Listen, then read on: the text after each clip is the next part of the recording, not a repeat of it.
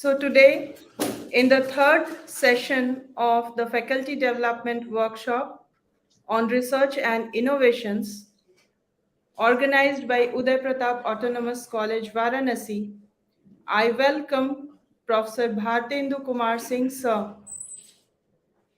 Professor Bhartendu Kumar Singh is professor in the Department of Physics, Banaras Hindu University, and also the IQAC coordinator of Banaras Hindu University. Now, I would like to call Dr. Sanjeev Kumar Singh for a formal introduction and welcome of Professor Bhartendu.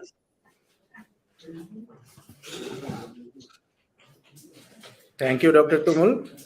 जैसा कि आपने बताया कि इस समय इस workshop के research and innovation workshop के थर्ड सेशन में हम लोग हैं और थर्ड सेशन का टॉपिक है prospects of interdisciplinary and transdisciplinary research और जिसके प्रोफेसर भारतेंद्र कुमार सिंह सर हैं।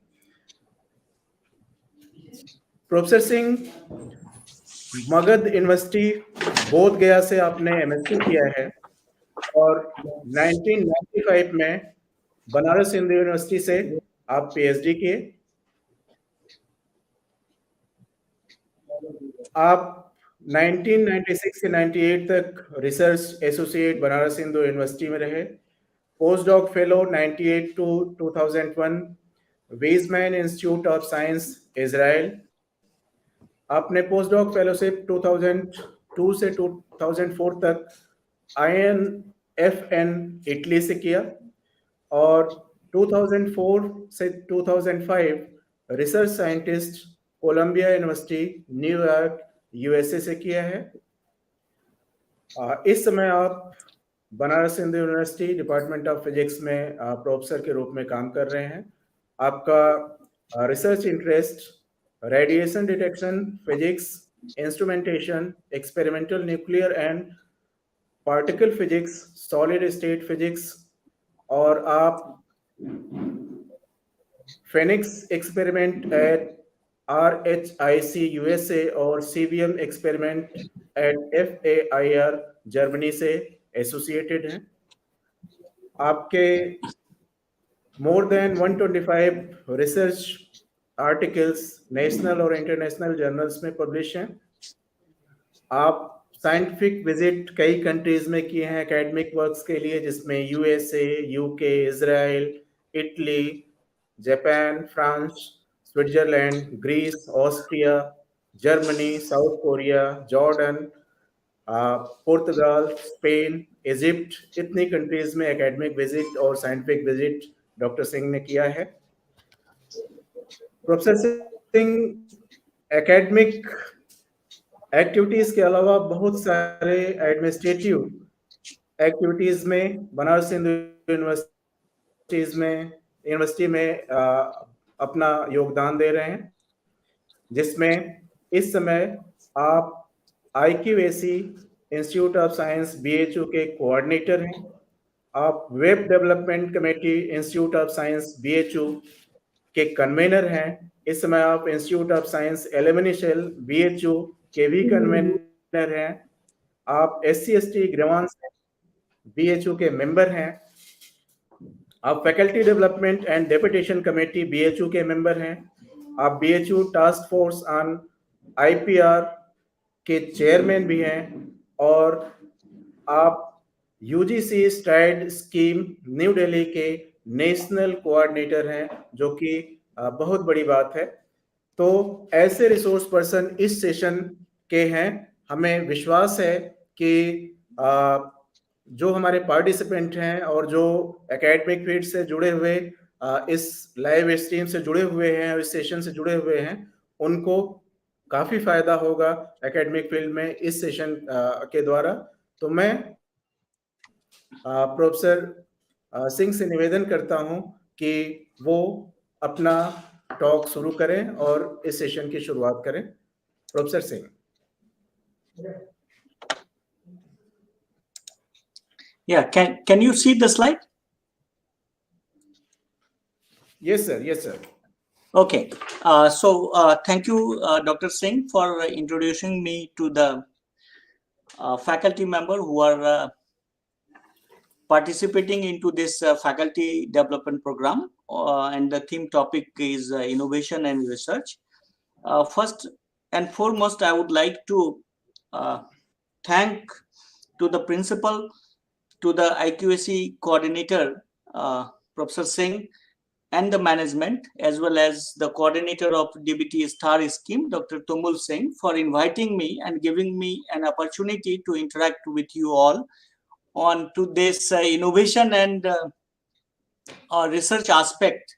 Already we have learned this talk by Professor Nayak from Bajaj University and our revered guru, Professor S.C. Lakhotia, through which I learned the alphabet of the administration and many things during my faculty career at BHU. I'm a faculty of physics, but here I'm deviating from my expertise, and I will be giving you a brief overview of this prospect and funding opportunity, particularly for students and faculty members in higher education institution of this country.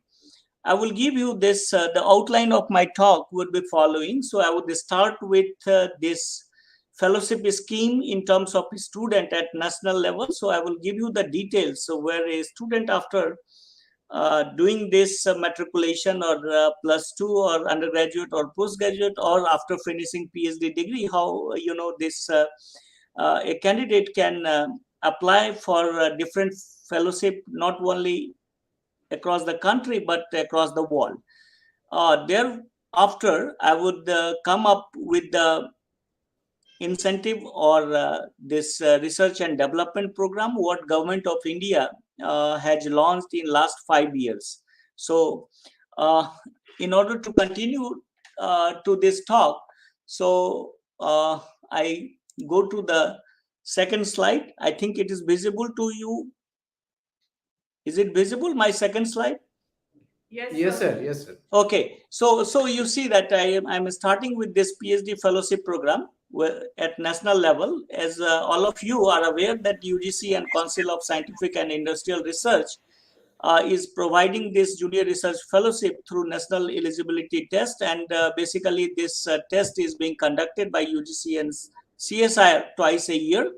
Then UGC is giving this research assistant program for all central university. Here, a student who qualifies this university research entrance test, they get a fellowship of rupees 8,000 for 4 years. Similarly, in addition to this, UGC and CSIR, Indian Council of Medical Research, is providing GRF fellowship to the biology and medical science subject. Similarly, Department of Biotechnology, Government of India is conducting every year this biotech eligibility test where a student is qualified and then they get this junior research fellowship. Similarly, Indian Council of Agricultural Research, Indian Council of Social Science Research, and Indian Council of Historical Research is also giving this junior research fellowship program. We all know that in science, a student qualifies, they get a score, general aptitude test in engineering, and they can move to the different technical institutions. It is IITs, NITs, triple ITs, etc., where based on their get a score, they get a good amount of fellowship so that they can continue for their PhD program. UGC is also giving this national fellowship for scheduled caste and scheduled tribe students, as well as for OBC student, and of course Maulana Azad National Fellowship for the minorities student is also open through this UGC portal, where a student who has post-graduated from the any institutions can go with this variety of program. Through the test they can get it. Similarly, if you are aware that Department of Science and Technology, Government of India has started long back this very popular and program is known as INSPIRE, Innovation in Science Pursuit for Inspired Research. Basically, it is a DST flagship program which allows postgraduate student to pursue PhD, provided the candidate should follow this eligibility criteria. So for PhD student, this guy should be first rank holder in a particular subject at PG level exam in basic as well as for applied science courses. A student can have also an inspired scholar from the previous days and who must have secured an aggregate mark of 65% and above at the 2-year MSc or 5-year integrated MSc MS program. Like Inspired Fellowship is extending this sort of fellowship award from the first year of the 5-year BSMS program, which is going through this Indian Institute of Scientific and Educational Research, known as ICER, as well as NICER, which is run by the Atomic Energy. So this is a very prestigious program which was launched by DST, and a lot more our students are coming into the research domain through this Inspire program. If you would like to see that how it goes, this Inspire scheme is, so in my next slide you can see this Inspire program is having classified into 3 parts. One is CETS program. CETS means is a scheme for early attraction of talent from the school side. Then there's SHE program, C, a scholarship for higher education, and then this assured opportunity for research career, where you can, I have already told, this Inspire Fellowship as well as this Inspire Faculty program, which DST is running across the country. In CETS, there are 2 more classification in terms of Inspire Awards and Inspire Internship. And under C program, we provide this Inspire Scholarship to the students who qualify through this interview and the proposals, based on the proposals write-up. So it is a very extensive and intensive program which was being started by DST, and it is very popular across the country, and a lot more students are being attracted through these programs of Inspire scheme. So this is one of the scheme which DST runs, and any students can visit to the DST Inspire scheme, and he will be all sort of information he will get it through this DST Inspire's website. But if you go with this PhD fellowship, let's say at the international level, so you should be aware that we are having this bilateral program like Indo-US bilateral program, which we call it Fulbright Nehru Doctoral Research Fellowship. Similarly, if it is an Indo-UK bilateral program, we have it is known as this Newton Bhabha PhD placement program. Between India and France, this Raman Charpak PhD fellowship has been started. Similarly, Germany is having this Dad Sandwich PhD program, in which a PhD student who is registered in Indian institutions can get this sandwich program, and he can spend up to 6 months in any university in Germany, which is an umbrella of this DAD program. Japan is also giving up this PhD fellowship program under this Japan Society for the Promotion of Science. It is JSPS known as. So what we see that in all these bilateral or foreign countries fellowship program, Indian students can apply for a short-term fellowship for this, and they can be accepted in the developed countries, and with very developed laboratories where they can learn the basics of their research, and they can perform their ideas and thoughts by through this bilateral program. So there are many more, but I have given you just a representative list between Indo-US, Indo-UK, Indo-France, like Germany DAD and Japan's JSPS program. So similar to this, if it is once a candidate finish their PhD program, then they go for this postdoctoral fellowship program. In India, as I said in my previous slide, this Inspire-based AORC scheme is for 5 years. So you have to apply for it.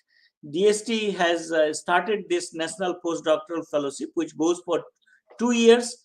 Similarly, UGC has recently started DS Kothari Fellowship, which is valid for 3 years. Then DBT Research Associate Program, CSIR Research Associate Program, this ICSSR Postdoctoral Fellowship in 25 different subjects of social science. Indian Council of Historical Research is also providing this postdoctoral fellowship, and Indian Council of Agricultural Research is also giving this postdoctoral fellowship program. So a candidate has to visit this respective website and see the deadlines of the submission of application after PhD for this prestigious program which is being run in India.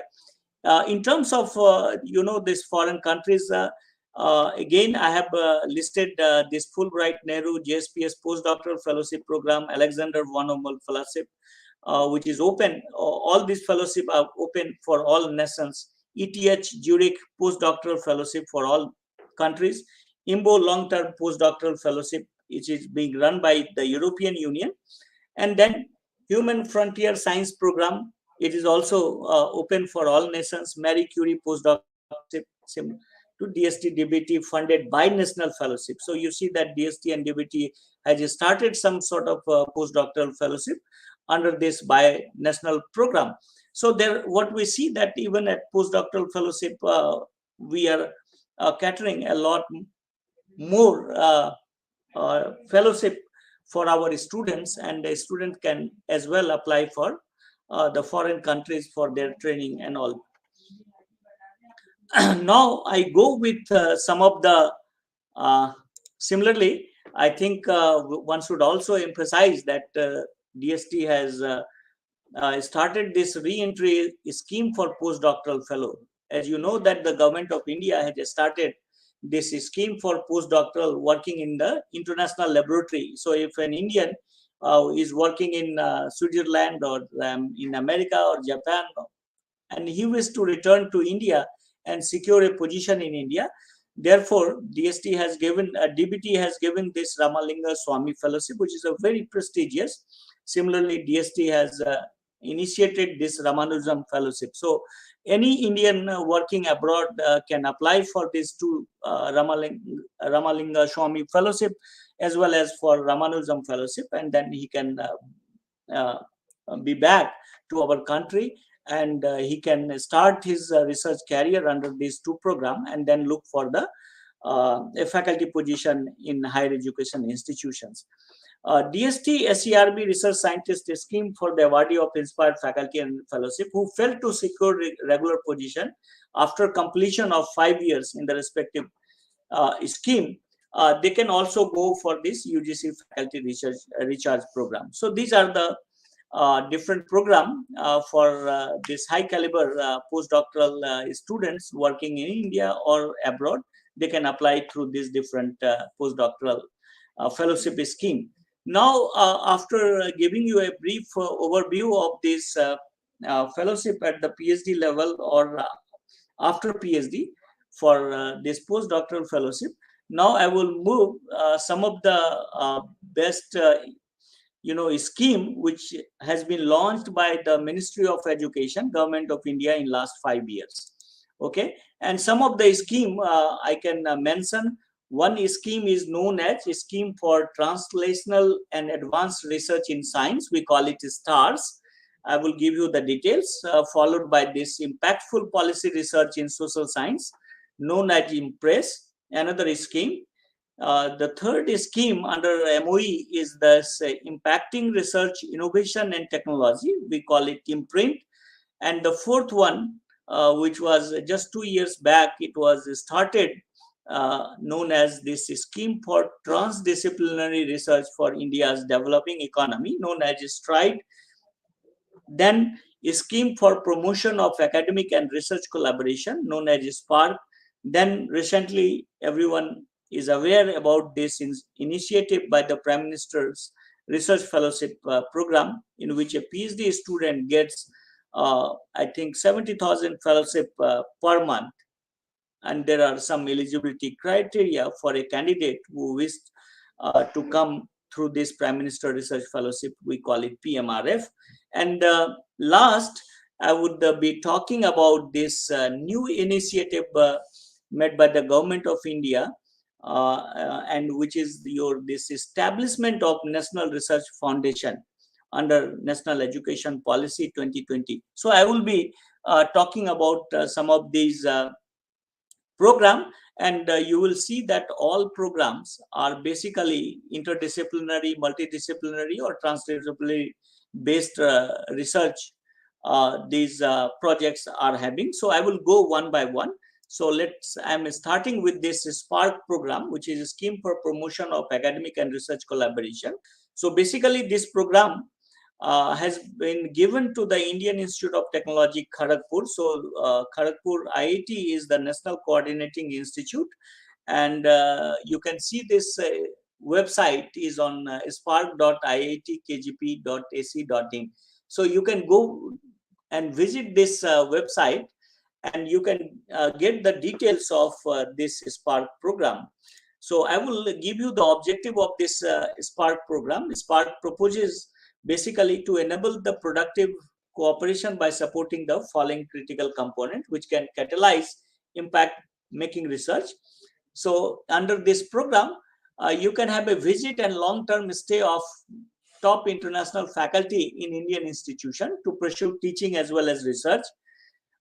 Indian student can visit to the collaborating partner outside the country for a period of 6 months, and this visit of 6 months plus 6 months can be, extended.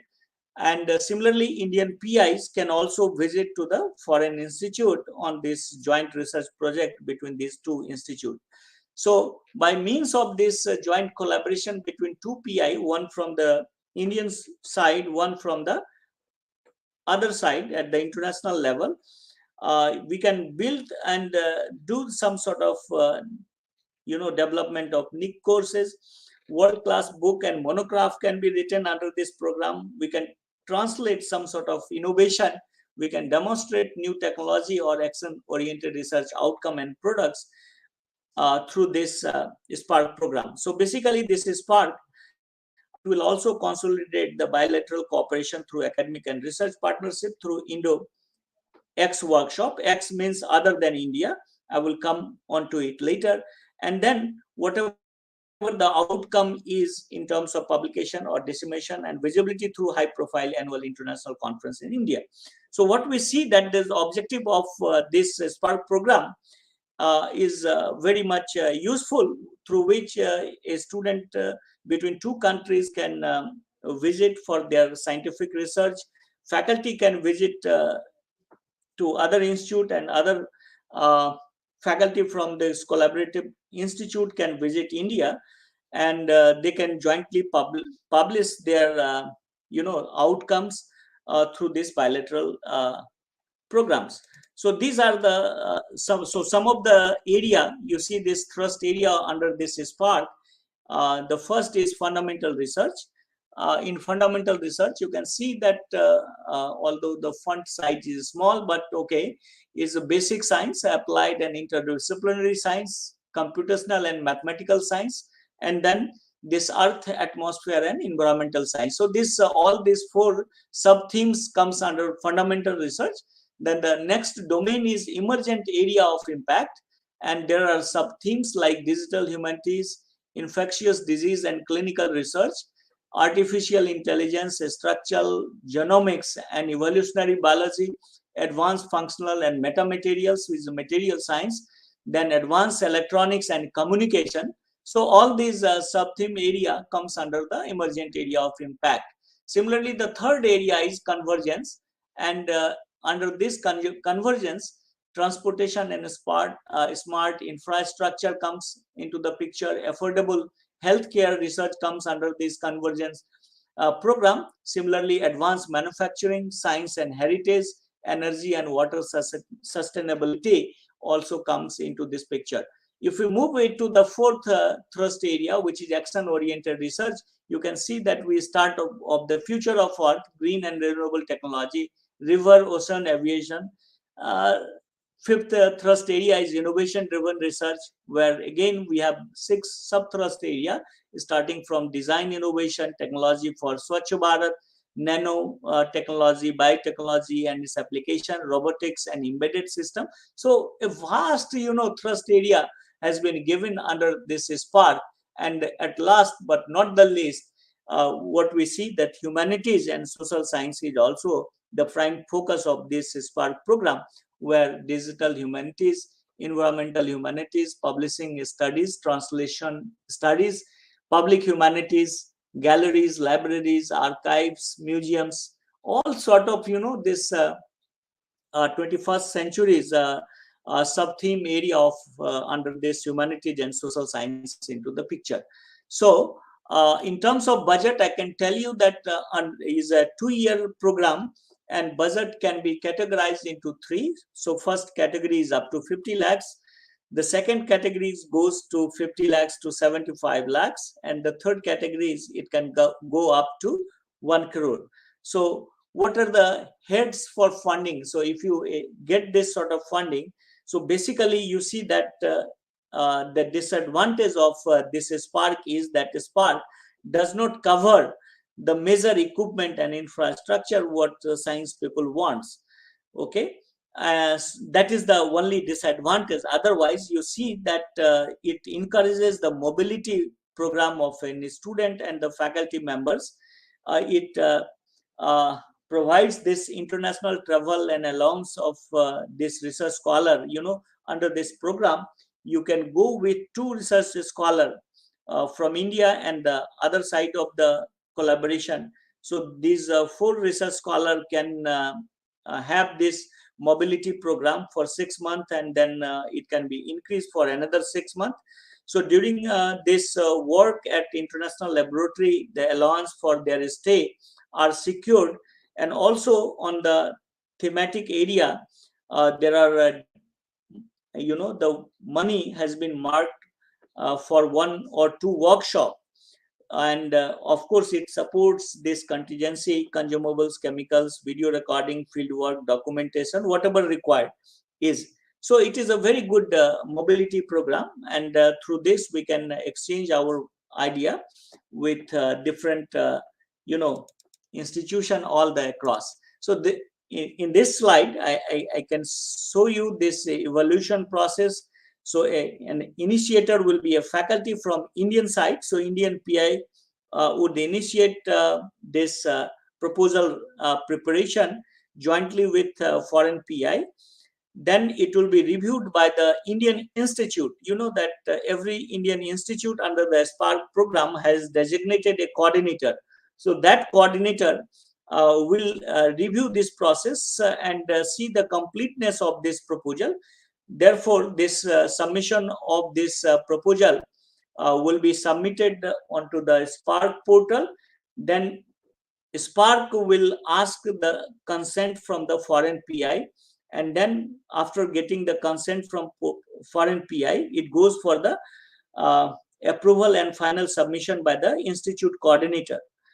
Like from India, if BHU is BHU PI is involved, then this after getting consent from foreign PI, this institute coordinator will give their approval and final submission to the SPARK committee. So then this every thematic area will have an expert which will send your proposal for the review by the expert committee, and if it is positive, then they give you the final recommendation, and you get the funding for this 2-year period, which encourages the mobility of Indian and students as well as the Indian faculty members. The expected outcomes I have shown you in this form. And then at the last, who can apply? So it's Indian Institute. So only eligibility criteria under this is that all Indian Institute ranked in the overall top 100 or category wise in the Indian ranking system. You all are aware that Government of India has started this national institutional ranking framework, and I'm sure that Udai Pratap College and other institution is going through this. So if a college is under this top 100 ranking, they are eligible.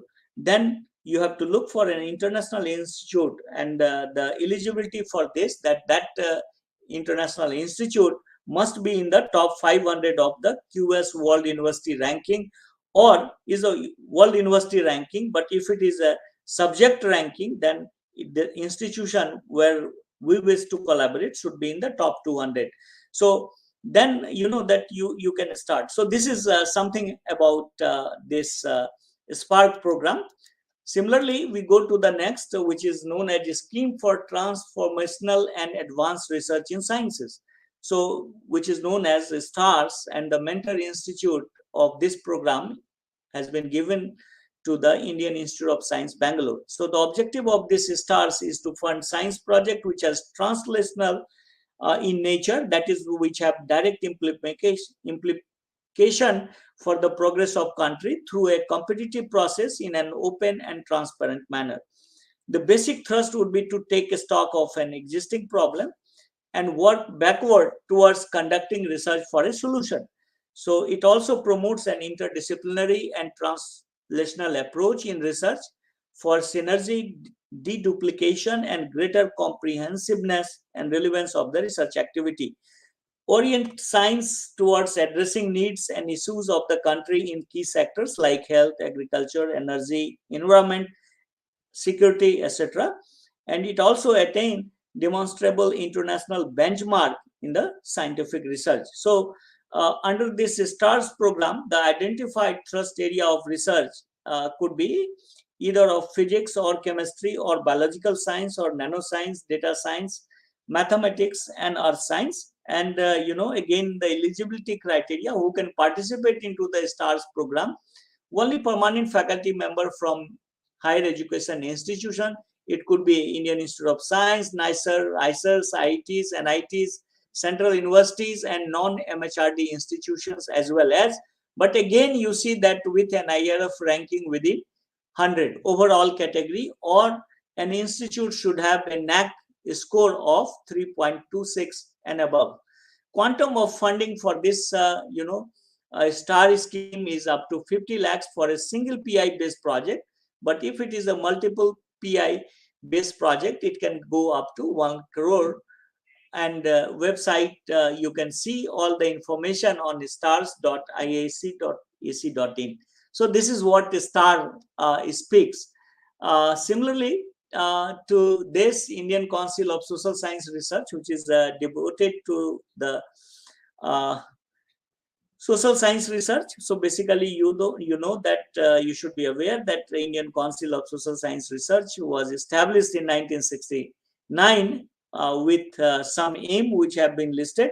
And this Indian Council of Social Science Research also advises the government of India on all matters pertaining to the social science research, as may be referred to it from time to time, and takes such measures generally as may be necessary from time to time to promote social science research and its utilization. So it's not big funding, but in social science research, basic funding can be secured through this ICSSR. So similarly, another project run by Ministry of Education is IMPRESS, which is impactful policy research in social science. Social science faculties must be knowing that in social science, there is a lot more work on this policy research. Many faculties do this policy research. So this IMPRESS promotes this policy research. And objective of this scheme, which was announced 3 years back by Ministry of Human Resource Development, and you can see that already 4,014 crore during this 2018 onwards has been given to the Indian Council of Social Science Research, and they have almost out of this money, they are thinking to award more than 1,500 faculty members with this. And again, the duration of this social science research-based project is of 2 years. So this speaks about the IMPRESS program. So now I move it to some other scheme which is impacting research, innovation, and technology, known as Imprint. And this Imprint is the first of its kind Ministry of Education supported Pan IIT plus Indian Institute of Science joint initiative to address the major science and engineering challenges which our country must address and champion to enable, empower, embolden the nation for inclusive growth and self-reliance. This novel initiative with this twofold mandate of this imprint is developing new and engineering education policy, and the second mandate of this scheme is to create a roadmap to pursue engineering challenges. So you can see on the bottom of the picture that there are a couple of domains starting from advanced material, energy, environment and climate change, health, ICT, manufacturing, nanotechnology, hardware, security and defense, followed by sustainable habitats, water and river system. So already I have listed in the left hand panel side 259 proposal costing 594 crore of budget has been sanctioned, and in the right hand side you can see some sort of this selection of proposal based on this thematic domain under this imprint. So this is what this imprint scheme is. Now I come to the another scheme which was launched in 2019, and it is known as a Scheme for Transdisciplinary Research in India's Developing Economy. So this is known as a STRIDE, and you see that this objective is to identify young talent, young faculty members, to strengthen research culture, build capacity to promote innovation and support transdisciplinary research for India's developing economy as well as the national development. So basically under this STRIDE scheme, it has three components. Component one, which is under institutional mode. So an institutions or higher education institute can apply for it just to build their research capacity building. So a college or a state university or central university, which are this qualifying this 2F and 12B of UGC Act 1956, those institutes can go for this component one under this institutional mode. Component two is open for the entry and mid-career faculty, that is assistant and associate professor level, and the budget of funding is something like 50 lakhs. And component 3 is dedicated to the high impact research network in humanities and human science. So what we see that the third component is dedicated to the humanities and human science, and all faculty belonging to the humanities and human science can apply for this STRIDE scheme. So it has three components. One, institutional mode, where we fund rupees 1 crore to an institution to build their research capacity. Component 2 is an individual project for assistant professor and associate professor level, and component 3 is an individual PI based program where this high impact network, I mean multi-institutional network, can build a joint proposal, and they can fetch the budget of up to 5 crore money. So that is what this is STRIDE means, and this program is was started in 2019, as you can see, by the University Grant Commission, and basically the mentoring institute is Varanasi University. So a STRIDE cell has been created in 2019 based on this component 1, 2 and 3. And based on last cycle, which was launched in 2019, in component 1 we received something like 269 proposal. Out of 269 we selected 35 proposals, and we gave this institution 1 crore each. Under component 2 we received more than 3,000 research proposal.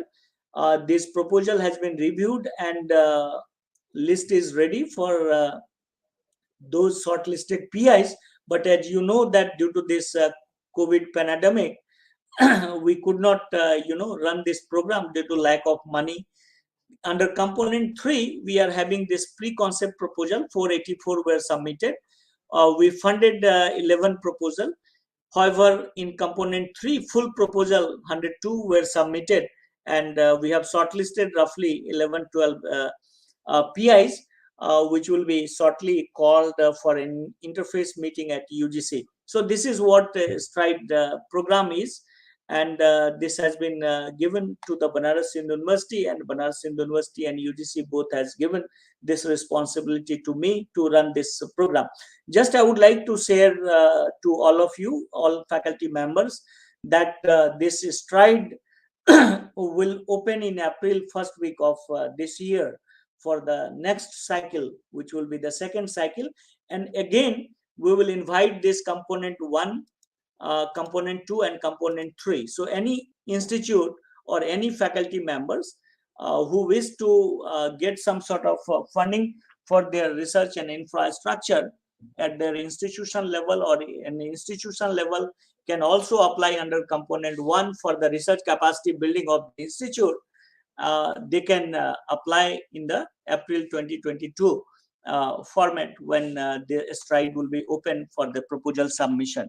So this is what STRIDE means, which is being run. Now I am coming to the last part, that whatever you know that many funding agency in the country, starting from Indian Space, Atomic Energy, Department of Science and Technology, then CSIR, then social science research or historical. So there are a number of funding agency who are strengthening our faculty or our institute through its various program. But you know that we are going to start this implementation of National Education Policy. One of the National Education Policy, we call it NEP 2020, has given a recommendation of establishment of National Research Foundation at the earliest. You know that we can say that basically this National Research Foundation would aim to become a major driver of this process for India. I will talk about that why this there was need of this establishment of National Research Foundation under NEP 2020.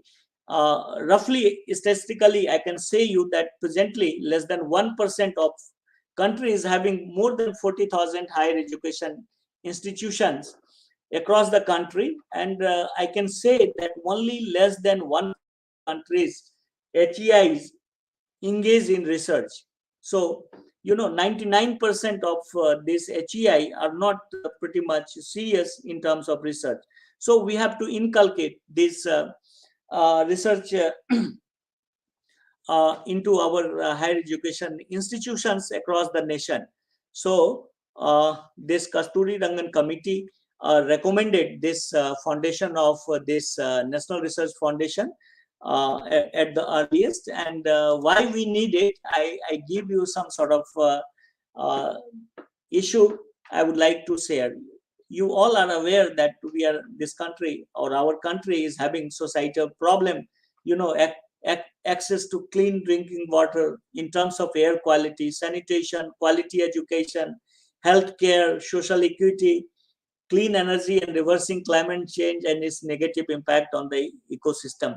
So these are the problem to our Indian society. So solution to these challenges require not only the top-notch science and technology, but also a deep understanding of the social science and humanities and the various socio-cultural dimension of the nation. So in order to do this, work on this key societal problem, let us understand the current status of this research and infrastructure investment in the country.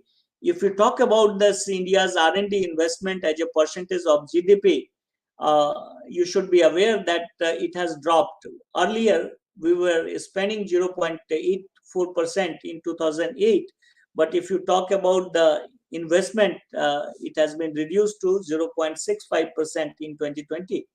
In 2018, R&D investment as a proportion of GDP was, if you compare with the big developed nations, it was 2.8% in US, 2.1 in China, even 4.3 or more than 4% are being invested in Israel and in South Korea. So this is small proportional expenditure of GDP which our country is investing in R&D is correlated with the relative small number of researchers in India. What I said to you, 1% institutions are only active in good research.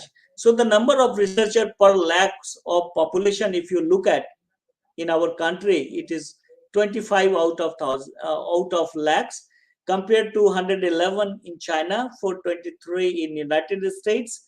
But if you consider Israel, 825 researchers are active per lakh of their population, and this data I have collected from the Economic Survey of India 2016-17 report. So what we see that it results in severe underperformance in its research output metrics, because the government is not spending, not many higher education institutions are not participating in this research oriented program. So due to this, we are not competing well enough with this. In terms of quality of India's research output, I would like to share with you that in terms of total number of publication, if you compare India with the world, then India as of today stands at the third position in the world after China and US. Few years back, the US was number one, but last year China uh, outnumbered US, and China is number one, US is number two, and India with 135,000 publication in a year has secured this third position. If you go with the research influence of this paper, we call it citation impact. So if you compare the citation impact of India, which is much lower, and at the world level, our rank is at the 11th position. So if you talk about this publication in the top 10 journals, top 10% of the high impact journal, only roughly 16% of our publication in top 10. But if I would like to compare with the number one, China is publishing something like 28% in top 10 percentile of the top most journals, while United States even better than China, although number two in terms of output, 36.2% is in the top 10% journal. So the overall quality of Indian R&D or our R&D is currently not up to the current global standard. And that's why, moreover, no Indian institution, you are aware that when we talk about this international ranking, none of the Indian institutions are in the top 100 world ranked institutions. So basically what we can say that the quality of research workforce produced by our institution is not amongst the best in the world qualitatively, I can say, bearing a few exceptions in the country. I mean, good institutions are there, but I'm not talking about those one or two or three institutions. So further, if I continue with this, a key reason what we find that for the overall state of research in the country is not being at par with the global best. So why? The absence of an integrated and comprehensive approach towards seeding, funding, coordinating, and monitoring research and infrastructure initiative in the country, and their linkage with the central and state governmental bodies and with industry and the societal needs. This is one of the issue. The lack of research culture and mindset, and the lack of research infrastructure in most educational institutions further compounds the problem. You would agree with this second uh, issue. The artificial separation between research and education, which was created post-independence, with research being conducted at relatively well-funded standalone research institutions, while universities were designed or colleges were designed only for teaching and largely starved of research fund, has evidently hurt the country considerably, both in terms of research and teaching, you would agree. So basically we have to amalgate, we have to unify this education and research. So the union of education and research must be restored. So that's why National Education Policy 2020 recommended that there must be a National Research Foundation, and this National Research Foundation should take care of all anomalies what we faced in the previous days, and it has to be sorted out through this. For your kind information, Government of India has budgeted that this National Research Foundation can distribute this funding up to 10,000 crore a year. So how it will go, this NRF? So basically, National Research Foundation is having 10 verticals. You can see here. First is natural science. This is first vertical. The second one is mathematical sciences, then engineering. The fourth vertical is environmental and earth sciences. Fifth is social sciences. Sixth is arts and humanities. Seventh is Indian languages and knowledge systems. Eighth is health, then agriculture, and then not the least, innovation and entrepreneurship. So basically, in this NRF policy document, government had decided that this NRF will have 10 directorates, starting from natural science down to innovation and entrepreneurship, and each directorates will be sub-directorates. Like natural science, you may have this astronomy, biology, chemistry, and physics. Then physics will have another domains, something like that. So basically, you know, this NRF will be a bigger umbrella compared to the other existing funding agency, and it this foundation will take care of all 10 verticals, and almost 10,000 crore will be is their budget, and it will be funded to the different institutions. So what are the other salient features? So while building research and capacity in university and colleges are the prime most importance under this National Research Foundation. So in addition to funding peer-reviewed research proposal from around the nation, another important mandate of this foundation will be to seed, grow, and facilitate the research at institution in India where currently research is very limited. It means that the emphasis will be given to those institutions who are weak in terms of research. So NRF would go for this professorships. NR is known as NRF professorships. Then mentoring for grant application and outcome. A good institution can be a collaborator with the weaker institution, and they can supply their mentoringship during the grant application, and they can collaborate, and the outcome could be the shared by these two institutions. Funding international collaborations and attendance at international workshop will be supported. Growing existing research as state university. So if there is some base level research going on in a state university, more emphasis in terms of funding will be given. The mission or mega project, you know that if there will be a mega project at international level or on Indian side, that will be also supported through this program. Then creation of new technological capabilities and research infrastructure. So in terms of this technological development, NRF will also take care of it.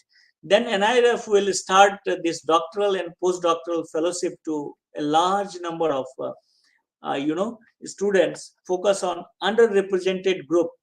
And then at the last, I can see that the academies can produce expert report and provide valuable advice, contribute to the capacity building for teachers and for researchers for this. So this is another, this building research capacity in university and college. So basically the major focus is that, the institutions who are not strengthened in terms of funding as of today will be given extra focus through this National Research Foundation. So it's a good opportunity for the smaller institution, weaker institutions to go for this NRF and get the money, so that your research can be more strengthened. So you see this NRF, one of the initiative, like I give you one example, NRF professorship, seeding research at the state university. So any serving or retiring faculty at a good research institutions or university who are still active in research may choose to serve as a research mentor at a state university or colleges. So this is one of the beauty of this NIRF professorship. They would submit proposal to NIRF along with this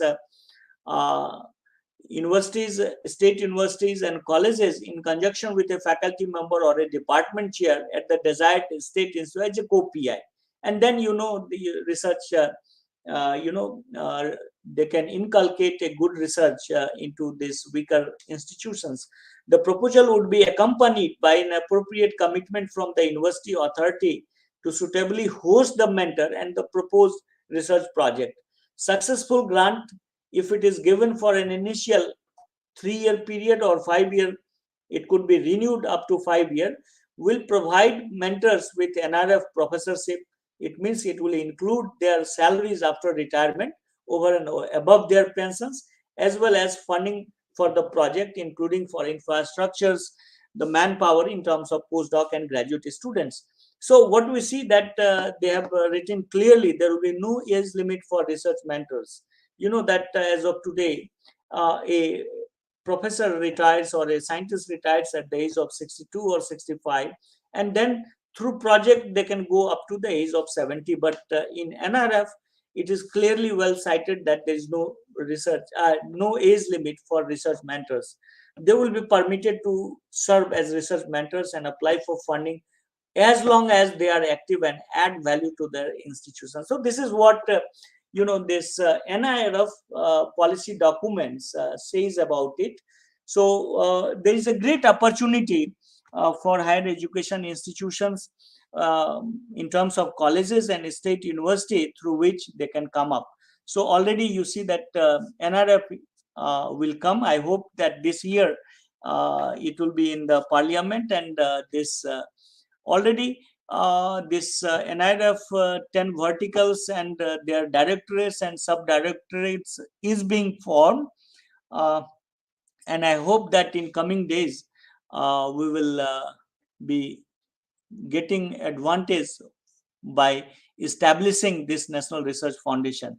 So now I just, I'm just completing. This is the end of my slide, and I think next 5 or 10 minutes I will interact in terms of if you are having any sort of questions on these programs, or in terms of transdisciplinary research or multidisciplinary research, I would welcome for.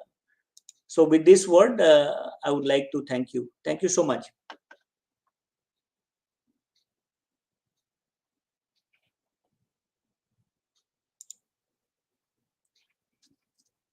Yeah, back to the organizer.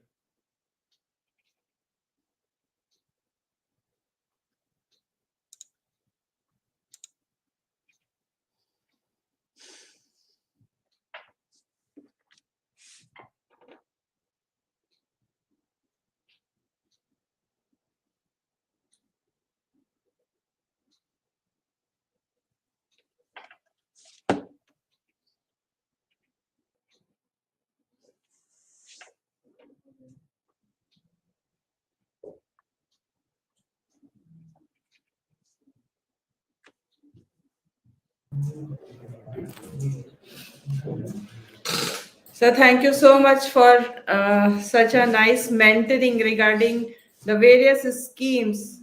And you started from the school level, including the Inspire, and then to the Spark and Stride. It was really amazing to hear from you. And sir, please join करिए. Sir Bharatendu sir के lecture के बाद आप join कर लीजिए. अपना थोड़ा valedictory भी है. हाँ, आपको लिंक भेजा है. हाँ, ठीक ठीक.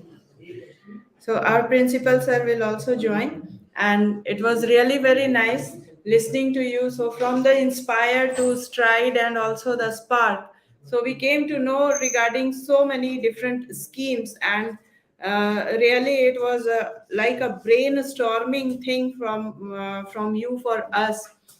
Because we are basically involved more in college teaching, and we have little time to think about research, and also we are afraid of getting grants, that if we get grants, it becomes a kind of extra burden for us besides teaching, to go through such kind of events and then also research and everything. But seeing few things like the percentage that is there in India who are doing research, or what is the level of the research being done, it really needs to be improved. So there are few questions like, what are the various factors which are responsible for lack of research mindset, and then how to improve these systems in India, especially at the college level. Yeah, so you see this one thing is the mentoring program, like what we do. What happens that a student is trained in a good institutions, and then he joins a college. There he starts with this teaching program, and slowly, gradually, he forgets his research culture and all these things, and at some point of time he thinks that, okay, I should forget this sort of state of affairs in terms of research. So even though if a faculty member is having this this well trained in a good institution, although it's a matter of time. So just I would suggest that the mentoring scheme, like you can collaborate with a research group like BHU with a faculty member, and then you can develop a proposal based on the knowledge shared by the mentoring institute. So by way of doing this, you can develop this sort of proposal, and then you spend, or your research student spend their time with this mentoring lab, and then he knows how to write a paper, how to do this research work on a day-to-day basis, something like that. So if we do this sort of mentoring program to the institutions where there is no research culture, then it promotes. Once you start, then you think that, okay, now I can do it. Then you get some sort of funding, so you can develop a small laboratory at college level, or at the university level. And then in next 3 years time, you go for the another proposal, you accept more work at your institution rather than at the mentoring institution. So in a phased manner, you can inculcate this sort of culture at your institution. And that's why I gave you this description of National Research Foundation. National Research Foundation will not take a look of those good institutions like TFR, or CDRI, or BHU, or JNU, or Hyderabad. They are more focused to the 99% HEIs where there is no research, right? So they are coming up this sort of program, and by way of this new program, I am pretty sure that once an institutions, once an this PI will get funding, I'm sure that the research culture will be initiated at this level. So by way of doing this, we can perform better and better as a function of time. Our principal sir has joined, and we have Professor Bhartendu sir with us, and he gave such a nice and wonderful lecture, very informative lecture, from Inspire program at a school level up to the Stride program and also the Spark program. He was also talking about the NRF, and I would like our principal to interact with you, because our institute is an autonomous institution and we need to have some kind of grants and funds. So how we should move ahead in order to get something from Stride or other such grant, because one day I was going through that site of Stride, and I found that basically it is very much related to the schemes of the government, like Skill India or all other such schemes. So is it necessary to put up a scheme related to such schemes, or we can have something other kind of thing like what we can do in the lab or other kind of field work. We would like to know from you, sir. No, yeah. Yeah. Thank you for asking this sort of things. At least you went through this format, application format under institutional mode, under stride. It is not absolutely correct that you have to go with this only government initiated program which is listed in this guidelines. It is not like that. You see that the institutional mode, when we talk about it, is to strengthen the research capacity building. So once we talk about this research capacity building, then what does it mean? It could be the capacity building of your student. So if it is a capacity building of your student, so what we are going to provide to these students? So it could be a scientific article, how to write a scientific article. So you have to conduct some sort of workshop for these students, so that a student at undergraduate or postgraduate level will be knowing that how a scientific article is written.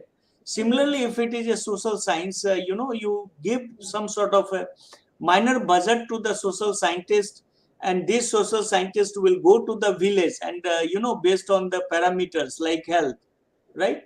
So, or the awareness among the village, so these social scientists will go to the village and do this mapping of 2-3 villages on a periodic manner. They will share their information to these sort of things. By way of doing this, they get the knowledge, they get the practicability from the village side, that what are their demands, where they are lacking, this sort of things.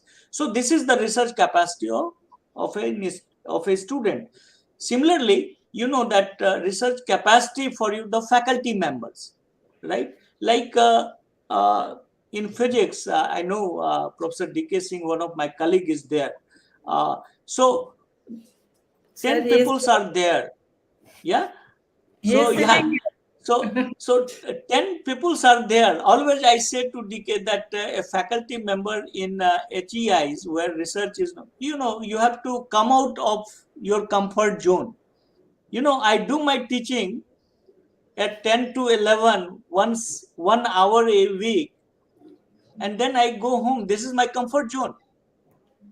This is my comfort zone. But whatever I learned during my postdoc careers, during my PhD times, so after finishing 1 hour lectures, 2 hours laboratory teaching, we spend our time into our research laboratory.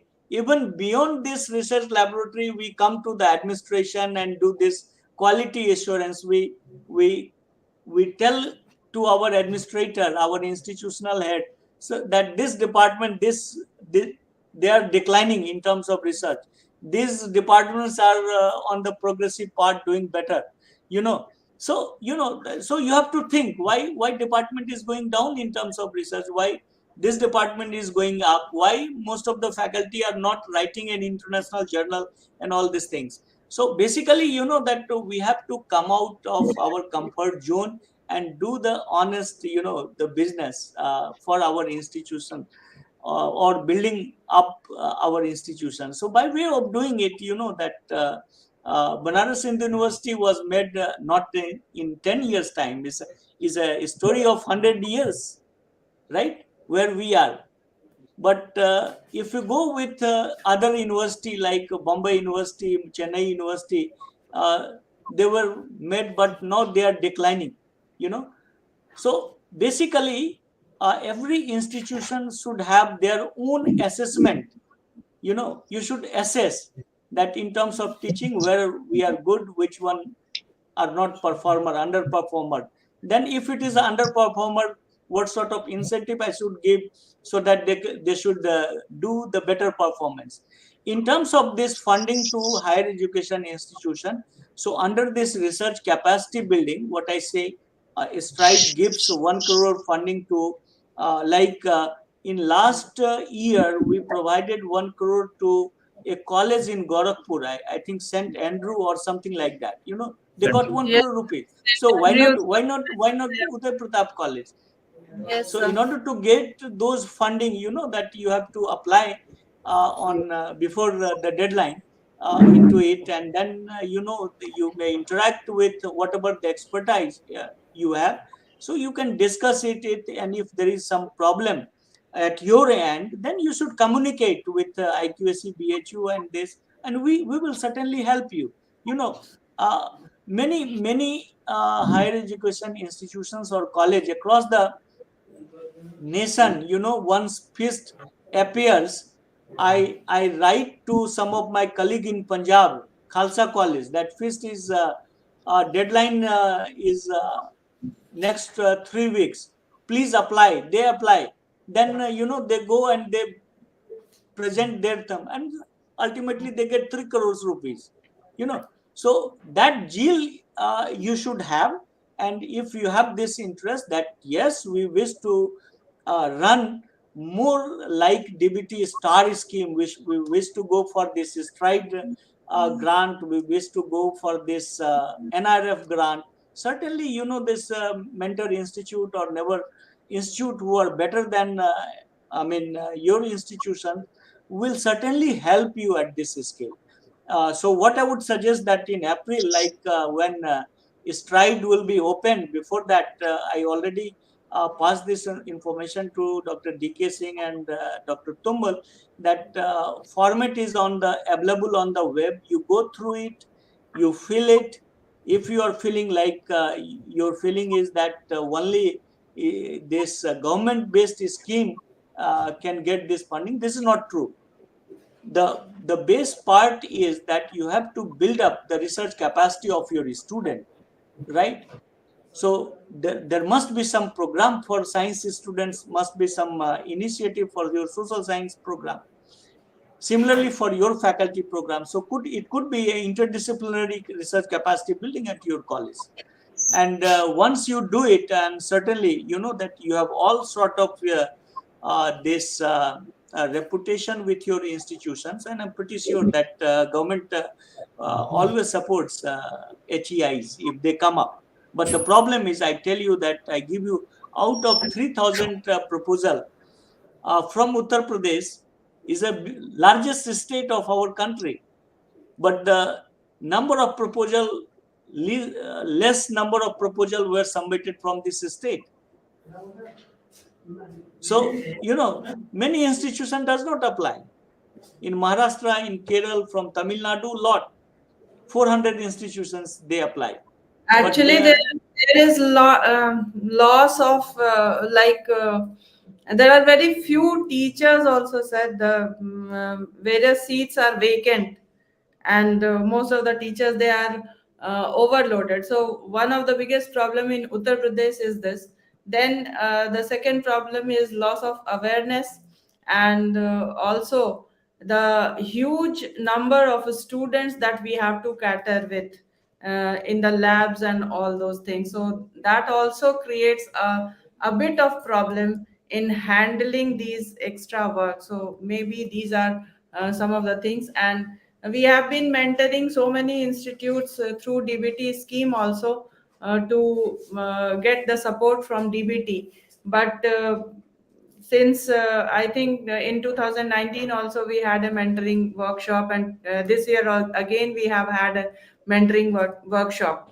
So very few colleges are coming up with the scheme, and even if they are coming up with the scheme, it is not up to the mark. You have to keep on mentoring them, and then only it will come up to the mark. So these are some of the issues that have to be looked after so far as Uttar Pradesh is concerned. I think principal sir is waiting, and he must be wanting to know several aspects regarding stride and all other schemes. So please sir, आप पूछिए. सबसे पहले मैं professor Bharatendu sir को धन्यवाद देता हूं कि आपने इतने अच्छे तरीके से रिसर्च प्रपोजल और स्ट्राइड और विभिन्न प्रकार की जो एनआरएफ स्कीम है इसके बारे में हम सभी लोगों को जानकारी आपने दिया है. हमारा महाविद्यालय जब से मैं आया हूं ये चाहता हूं कि एक ऐसा इंटरडिसिप्लिनरी अप्रोच के द्वारा एक ऐसा कैपेसिटी बिल्डिंग का एक सेंटर बने कि जिसमें सभी फैकल्टीज, हमारे यहाँ एग्रीकल्चर फैकल्टी भी है, और एग्रीकल्चर को लेते हुए एक ऐसा कोई कार्यक्रम बने जो लाइवलीहुड या किसानों से जुड़ा हुआ हो और इंटरडिसिप्लिनरी अप्रोच के साथ हो, और भारत सरकार की जो विभिन्न स्कीम है उससे भी कहीं ना कहीं वो उसको कनेक्ट करता हुआ कोई कार्यक्रम ऐसा बने। और इसके लिए जो आपने स्ट्राइड स्कीम बताया है उससे सर मैं बहुत ही ज्यादा प्रभावित हूँ कि ऐसा अगर होता है तो हमारे महाविद्यालय के लिए, उदय प्रताप ऑटोनॉमस कॉलेज के लिए एक बड़ी उपलब्धि होगी।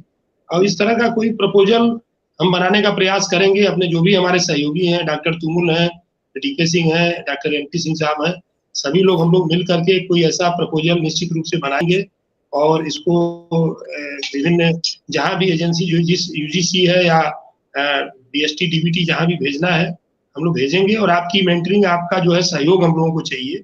सबसे बड़ी बात यह है कि विद्यार्थियों के लिए कार्यक्रम बने। देखिए, रिसर्च प्रोजेक्ट लेना और पैसा खर्च करना, ये कोई जो है इससे कुछ नहीं होना है। मेरा व्यक्तिगत रूप से मानना है कि पैसा हम लोग फंडिंग एजेंसी से ले लें और उसका एक यूटिलाइजेशन सर्टिफिकेट लास्ट में बना के भेज दें। किसको कितना फायदा हुआ ये हम जान नहीं पाते हैं। हम चाहते हैं कि एक ऐसा प्रोग्राम बने जिसमें स्टूडेंट का एक्टिव इन्वॉल्वमेंट हो, जो नए हमारे प्रोफेसर्स या नए टीचर्स आए हैं उनका एक्टिव इन्वॉल्वमेंट हो, और प्रशासनिक स्तर पे जो कुछ भी मदद करनी है प्रिंसिपल को या मैनेजमेंट को करनी है वो तो अपना काम करता ही करता है। लेकिन एक ऐसा चैनलाइजेशन हो जाए, एक ऐसा ब्रिज बने कि सभी अपनी पार्टिसिपेशन को फील करें कि हमारी पार्टिसिपेशन इस प्रोग्राम में है। और मुझे लगता है कि स्ट्राइड प्रोग्राम, उसमें मैंने देखा था एक दिन कि 3 कंपोनेंट उसमें है स्ट्राइड प्रोग्राम के अंतर्गत, और पहला कंपोनेंट तो इसी कैपेसिटी बिल्डिंग पे ज्यादा बेस करता है। तो ये कैपेसिटी बिल्डिंग प्रोग्राम के लिए जो कुछ भी किया जा सकता है, मैं तुमुल मैम से, एनपी सिंह सर से आग्रह करूंगा कि इसके लिए एक प्रपोजल, एक बेहतर प्रपोजल यूपी कॉलेज को दृष्टिगत रखते हुए कैसे बन सकता है वो बनाने का प्रयास करेंगे। और स्पेशली जो है आपका हम लोग सहयोग चाहेंगे। बिना मेंटरिंग के, बिना बीएचयू के सहयोग के जो है वो कुछ नहीं हो सकता है। और आज जो एससी लखोटिया सर ने लेक्चर दिया है, स्पेशली वो हम सभी के गुरु हैं, सभी के प्रेरणा स्रोत हैं, और विज्ञान के क्षेत्र में ख्याति लब्ध हम सभी के आदरणीय हैं। हम सभी की पुरानी पीढ़ी, जो हमारी पुरानी पीढ़ी है, उसके वो अध्येता रहे हैं, उसके वो रिसर्चर रहे हैं, और उन्हीं की प्रेरणा से बहुत सारे लोग आगे बढ़े हैं। उनको मैं धन्यवाद देता हूँ। और एक और जो बजाज कॉलेज ऑफ साइंसेज से धीरज सर जुड़े हुए थे, उनको मैं धन्यवाद देता हूँ। ये बहुत ही अच्छा कार्यक्रम रहा। और स्पेशली सर आप हमारे नजदीक हैं, और बिल्कुल ही अभी आपसे बहुत कुछ हम सभी लोगों को सीखना है। और आपका जो है ये लाइव जो है, हम चाहते हैं कि ऑफलाइन मोड में तुमुल जी किसी दिन सर को, भारतेंदु सर को जरूर बुलाएं, और एक ऑफलाइन जो इंटरेक्शन हो, और एक कप चाय सर, और आपका लेक्चर भी सुनने को मिले ऑफलाइन भी, और हम लोगों के साथ एक कप चाय आप जरूर आएंगे तो पिएंगे। ऐसी मेरी व्यक्तिगत रूप से इच्छा है कि जो भी कार्यक्रम हो, जो भी आपने बताया है, जो भी आप के द्वारा मेंटरिंग की जाएगी, जो कुछ भी आपके द्वारा बताया जाएगा उसको हम लोग फॉलो करेंगे। ऐसा मैं अपने सभी साथियों की तरफ से, अभी अपने सभी विद्यार्थियों की तरफ से भी, स्टूडेंट की तरफ से भी आपको इसका आश्वासन दे रहा हूँ कि जो भी गाइडलाइन होगी, जो भी आपके द्वारा सजेशंस होंगे, जो कुछ भी आप हमें बताएंगे उसका हम लोग पालन करेंगे और अच्छे प्रकार से। और वास्तव में हम चाहते हैं कि यूपी कॉलेज की ऐसी अवधारणा यूपी कॉलेज विकसित करे कि आसपास के 4-5 गांव, या अगर थोड़े दूर पर भी 10-15 किलोमीटर के एरिया में भी कम से कम 4 या 5 गांव हम लोग ऐसे अडॉप्ट करें कि जिसमें ये जाना जाए कि ये यूपी कॉलेज के कारण ऐसा हुआ है, यूपी कॉलेज ने ऐसा सर्वे किया, यूपी कॉलेज ने ऐसा चेंज किया है। तो चेंजिंग प्रोसेस में, ट्रांसफॉर्मेशन के प्रोसेस में सर उदय प्रताप कॉलेज सहभागिता करना चाहता है। और इसके लिए जो भी आपके सजेशंस होंगे उसको हम लोग फॉलो करेंगे, उसको हम लोग मानेंगे, ऐसा मैं विश्वास दिलाता हूँ। आपको पुनः एक बार धन्यवाद हमारे तरफ से, अपने सहयोगियों की तरफ से, अपने विद्यार्थियों की तरफ से।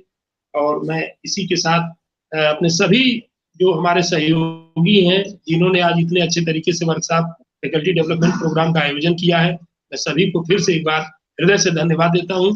और इसी के साथ तुमुल जी से मैं चाहूंगा कि आगे बढ़ाएं। जय हिंद, जय राजस।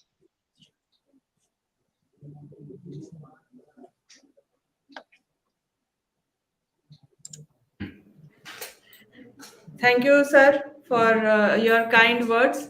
And I would also like to thank Dr. Professor Bhartendu Kumar Singh sir, और आपने जो हमें आज सारी स्कीम्स के बारे में बताया है, मैं ज़रूर कोशिश करूंगी कि हमारा कॉलेज इन स्कीम्स को लेके आगे बढ़े, हम लोग एक ग्रुप बनाएं और उसके बाद फिर आपके मेंटरिंग के तहत हम लोग कुछ इसको कर सकें। और अब मैं डॉक्टर DK सिंह को बुलाना चाहती हूँ, UGC cell in charge. he'll give a formal vote of thanks. Bharatendu sir को नमस्कार। Yes. नमस्ते सर। तो सर्वप्रथम मैं अपने मैनेजमेंट और प्राचार्य को धन्यवाद देना चाहूँगा, जिन्होंने ये कार्यक्रम करने का अवसर प्रदान किया, और प्राचार्य महोदय ने अपने सुझाव दिए कि किस तरह इसको अच्छा बनाया जा सकता है और पूरा टाइम दिया, इसके लिए उन्हें धन्यवाद। मैं अपने resource person professor Dheeraj Nayak, professor SC Lakhotia, professor BK Singh को धन्यवाद देता हूं कि उन्होंने टाइम निकाला, समय निकाला। BK सर का तो पता है कि टाइम 24 घंटा कम पड़ जाता है, उसके बाद भी काफ़ी समय दिया। हम लोग तो सोचते हैं कि कब फ़ोन करें सर को, और यह है कि सर उपलब्ध हो जाते हैं, तुरंत जवाब देते हैं, लेकिन बहुत बिजी रहते हैं। फिर भी समय निकाला, इसके लिए बहुत बहुत धन्यवाद। और सर हमारे कॉलेज के लिए तो उपलब्ध रहते हैं, क्योंकि कई बार आए भी हैं और फिर अभी हम लोग बुलाने वाले हैं, तो सर का सहयोग मिलता रहेगा। और इसके बाद सभी पार्टिसिपेंट्स को भी धन्यवाद कि उन लोगों ने भी भाग लिया। निश्चित रूप से उन्हें फ़ायदा हुआ होगा और उसका वो फ़ायदा उठाएंगे और अपना ग्रांट्स वगैरह लाएंगे। और आयोजन समिति के श्री डॉक्टर NP सिंह, हमारे कोऑर्डिनेटर IQAC, और doctor Tumul Singh, coordinator star college scheme, doctor Sanjeev Singh, organising secretary, doctor Vijay Kumar, chemistry department, doctor Vivek Singh, doctor Devnarayan Singh, doctor DD Singh को भी धन्यवाद कि इन लोगों ने भी कार्यक्रम को सफल बनाने में अपना सहयोग दिया। DBT को भी धन्यवाद, डिपार्टमेंट ऑफ बायोटेक्नोलॉजी नई दिल्ली को धन्यवाद कि उन्होंने कार्यक्रम कराने के लिए संसाधन उपलब्ध कराए। और अंत में अपने non teaching staff Shri Alok Sinha, Shri Varun Kumar Singh और विश्वमूर्ति, संजय कुमार, दिनेश पाल, दीपक को भी टेक्निकल सपोर्ट के लिए धन्यवाद। और इस प्रकार अंत में जो भी छूटे हों सभी को धन्यवाद। और कार्यक्रम समाप्ति के लिए डॉक्टर तुमुल सिंह को आमंत्रित करते हैं।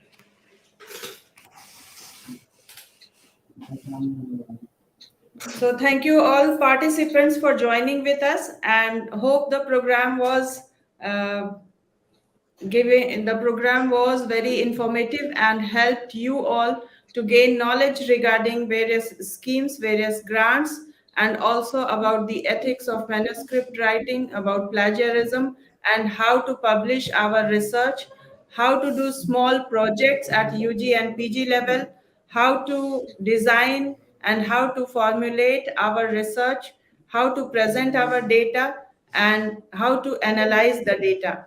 So I would once again like to thank all of you for participating in this program.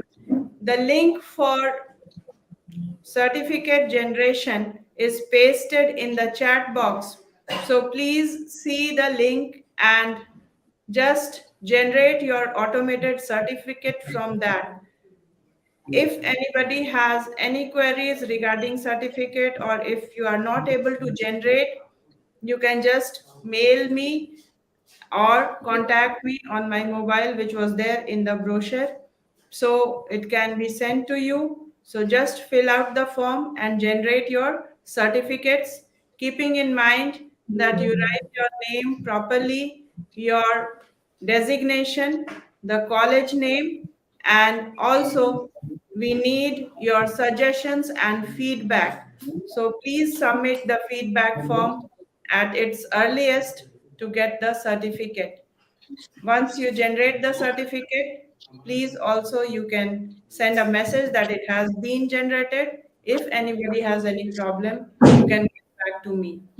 So once again, from the entire team, Udai Pratap Autonomous College, IQAC, UGC, and also the DBT STAR scheme, we are now going to end the session, and we all thank you for your participation.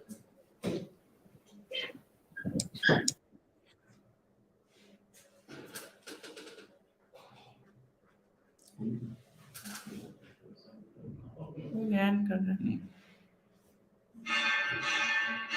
Sir आ गए. Thank you, sir. We are ending the session now. Thank you, sir. ठीक है, ठीक है. Thank you. सभी को धन्यवाद. विशेष रूप से धन्यवाद सभी को, सभी आयोजक मंडल को धन्यवाद. सबने बहुत अच्छे से काम किया. जो भी पैरामीटर था, संजीव जी ने संचालन बढ़िया किया, देवनारायण जी ने टेक्निकल सहयोग. Thank you sir. Singh sir, GK Singh sir, सभी लोगों को धन्यवाद. इतना बढ़िया कार्यक्रम हुआ. सभी लोग इसको हमेशा देखते रहेंगे. हम लोग नए काम के लिए इनिशिएट कर दिया. जी जी, ये अब सब लोग हाँ, आगे के लिए भी देखिए इनिशिएशन हो गया है. और देखिए तो ये लगातार लगी रहती हैं तुमुल मैडम, और आपका जो है पूरा सहयोग है, विजन है, तो इसी के बल पे कार्यक्रम हो पा रहा है. जी, तो इसमें कोई दो राय नहीं. चलाते रहिए और आगे बढ़ते रहना है. उदय प्रताप कॉलेज को, राजर्स परिवार को आगे बढ़ना है, ऐसी मेरी इच्छा है. तो सभी को धन्यवाद, पुनः धन्यवाद सभी को. जय हिंद, जय राजर्स. जय हिंद, जय राजर्षि. जय